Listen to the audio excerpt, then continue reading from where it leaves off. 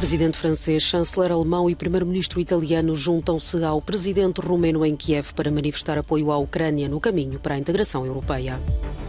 A Europa continua a ser o epicentro do surto da varíola dos macacos. A OMS pede cuidados redobrados nos festivais de verão. Aumenta a insegurança em Cabo Delgado. Grupos armados voltam a atacar esta província moçambicana, levando populações a fugir. Onda de calor causa perturbações nos comboios em França. Pela primeira vez, o país chegou aos 40 graus em meados de junho.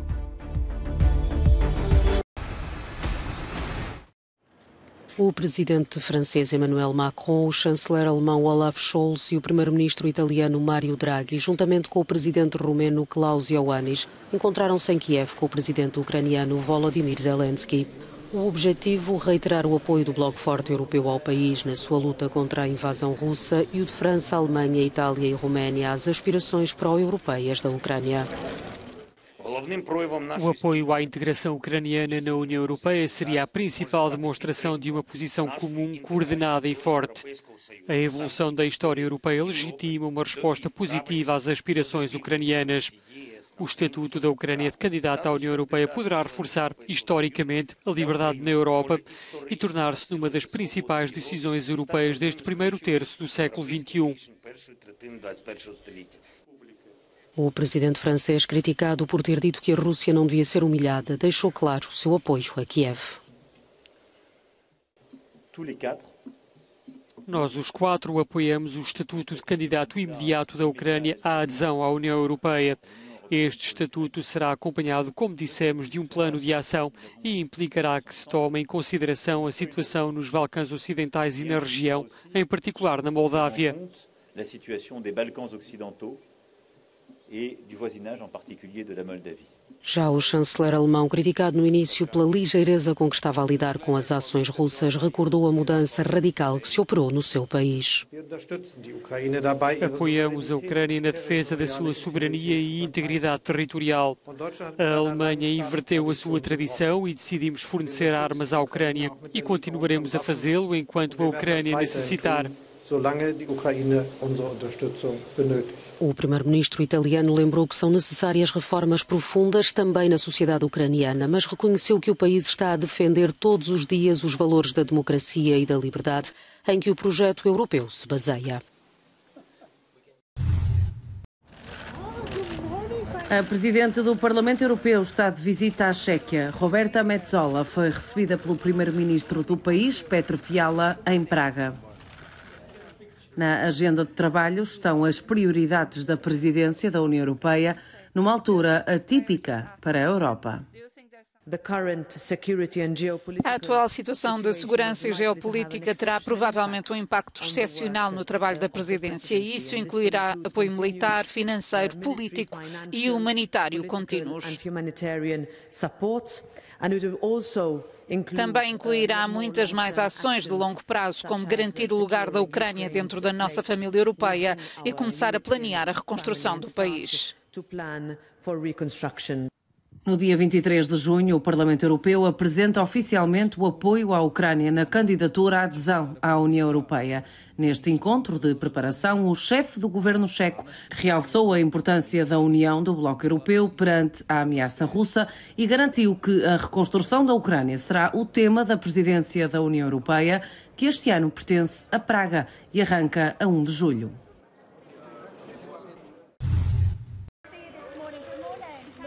O Reino Unido sancionou o chefe da Igreja Ortodoxa Russa, o patriarca Kirill. A medida faz parte da nova ronda de sanções ao regime de Putin como consequência à invasão da Ucrânia. O Ministério dos Negócios Estrangeiros escreve num comunicado que o líder religioso de 75 anos é apoiante da guerra por estar ligado a Vladimir Putin. O chefe da Igreja Ortodoxa Russa fica com os bens congelados em território britânico e não pode entrar no país. Também a comissária russa para os direitos das crianças está na lista de sanções. O Reino Unido decidiu castigar Maria Lvova-Belova por estar alegadamente envolvida num esquema de adoção de crianças ucranianas, denunciado por Volodymyr Zelensky. A Comissão Europeia chegou a propor estas mesmas sanções. mas a Hungria opôs-se e os castigos caíram por água abaixo.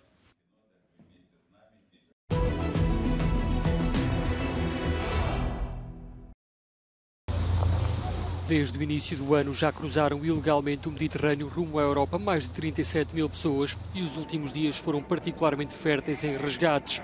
No espaço de 48 horas, a tripulação do CI, uma organização não governamental fundada na Alemanha, participou em 4 missões distintas nas costas de Líbia e Tunísia.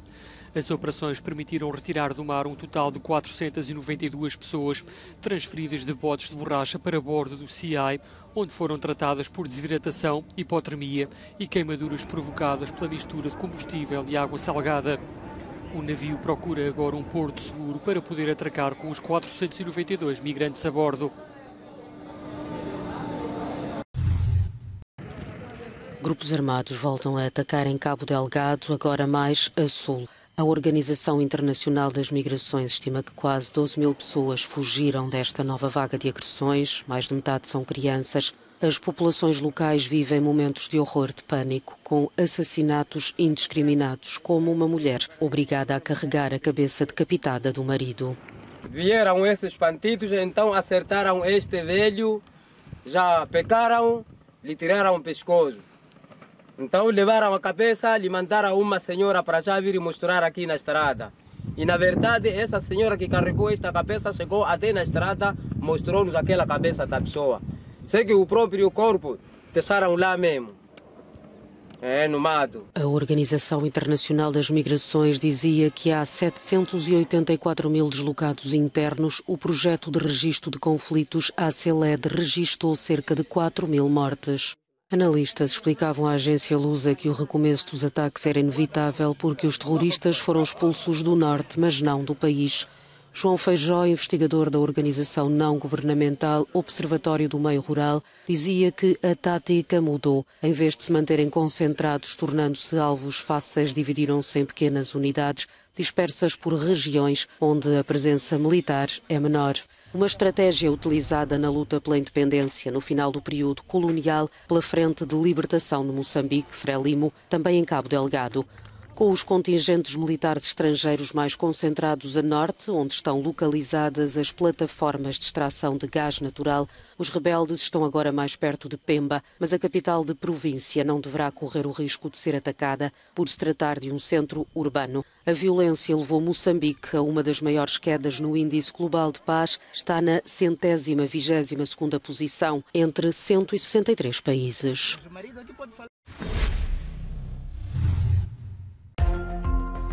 Banco de Inglaterra sobe as taxas de juros de referência em 1/4 de ponto percentual, está agora em 1,25%, decisão mais conservadora do que a tomada na véspera pela Reserva Federal Norte-Americana. Os bancos centrais tentam controlar a inflação, que parece infectar as maiores economias mundiais. O regulador britânico prevê que os preços possam subir 11% até outubro.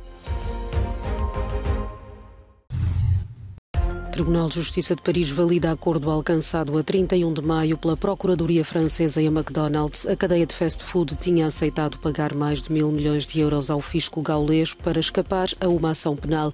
A multinacional foi condenada por reduzir artificialmente os lucros no país desde 2009, através de royalties pagos pelos restaurantes à empresa-mãe europeia sediada no Luxemburgo. O verão ainda não chegou, mas o sol já queima.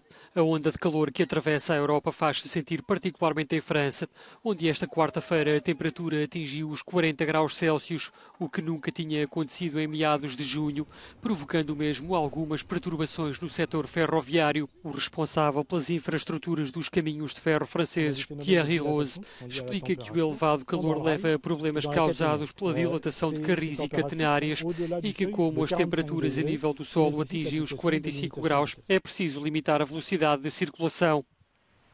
Em Espanha, o calor está ligado à história de Gondchar, pequena aldeia na Andaluzia que no início do século tinha uma centena de habitantes. Entretanto, a pouca água que havia secou e restam menos de 10 pessoas. David Dean é um dos resistentes. Lembra que se encontram no deserto de Tabernas, único na Europa Ocidental, e que por isso estão habituados a viver com pouca água, mas avisa que nada nem ninguém pode viver sem água.